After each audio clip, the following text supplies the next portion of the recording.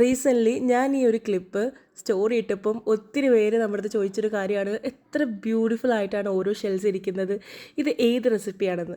നമ്മൾക്ക് ഒരുപാട് varieties of macarons ചെയ്യാൻ പറ്റും. ഇറ്റാലിയൻ മെത്തേഡ് ഉണ്ട്, നോൺ റെസ്റ്റിംഗ് മെത്തേഡ് ഉണ്ട്, റെസ്റ്റിംഗ് മെത്തേഡ് ഉണ്ട്. നമ്മളിതെല്ലാം ചെയ്തേക്കുന്നത് നോൺ റെസ്റ്റിംഗ് മെത്തേഡാണ്. ടൈം കൺസ്യൂമിംഗ് ആണ്. അത് മാത്രമല്ല, നമുക്ക് ഒരുപാട് ചാർജബിൾ ആയിട്ടുള്ള മാക്രോൺസ് ഉണ്ട്. ഇപ്പം 60 തൊട്ട് 100 റുപ്പീസ് വരെ ഉള്ളതൊക്കെ ഉണ്ട്. നമുക്കിതിൻ്റെ റേറ്റ് മെയിനായിട്ട് കുറയ്ക്കാൻ പറ്റും ഈ നോൺ റെസ്റ്റിംഗ് മെത്തേഡുകളൊക്കെ ചെയ്യുമ്പം. പിന്നെ അത് മാത്രമല്ല, നമ്മൾക്ക് ഇതിൽ കംപ്ലീറ്റ് ഷെല്ലും ഈവനായിട്ട് ബേക്കായിട്ട് നല്ല പെർഫെക്റ്റ് ആയിട്ട് കിട്ടുകയും ചെയ്യും. ഞാൻ ഈ എല്ലാ മാക്രോൺസും അടിച്ചേക്കുന്നത് ഡെക്കോവലിലാണ്. അത് കുറച്ച് ചലഞ്ചിങ് ആണ്, പക്ഷെ എന്നാൽ പോലും ടൈമും കാര്യങ്ങളൊക്കെ ടെമ്പറേച്ചറൊക്കെ സെറ്റ് ചെയ്തിട്ട് കഴിഞ്ഞാൽ നല്ല പെർഫെക്റ്റ് മാക്രോൺസ് നിങ്ങൾക്ക് ഡെക്കോവനിൽ തന്നെ ചെയ്തെടുക്കാം കേട്ടോ. കണ്ടോ, ഞാൻ ഈ കംപ്ലീറ്റ് മാക്രോൺസും ഡെക്കോവലാണ്. ആൻഡ് യു ക്യാൻ സീ ഒരു ഷെല്ലിന് പോലും ക്രാക്സ് ഇല്ല.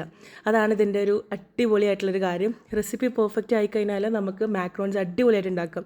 പറഞ്ഞു വരുന്നത്, നമ്മൾ മാക്രോൺസിൻ്റെ ഒരു ലൈവ് ക്ലാസ് പ്ലാൻ ചെയ്യുന്നുണ്ട്. ഇതിൽ നോൺ റെസ്റ്റിംഗ് മാക്രോൺസ് ആണ് നമ്മൾ പഠിപ്പിക്കുന്നത്. സെയിം റെസിപ്പി യൂസ് ചെയ്ത് നിങ്ങൾക്ക് ഫ്ലോറിലും മാക്രോൺസ് അടിക്കാം. ആൽമണ്ട് ഫ്ലോർ ക്ലാസ്സിൽ വാങ്ങണമെന്ന് യാതൊരു നിർബന്ധമില്ല. കോൺടാക്ട് നമ്പർ ഞാൻ കമൻറ്റ് ബോക്സിലും ഡിസ്ക്രിപ്ഷൻ ബോക്സിലും കൊടുത്തിട്ടുണ്ട്. ചെക്ക് ചെയ്യാൻ മറക്കണ്ട. Thank you for watching.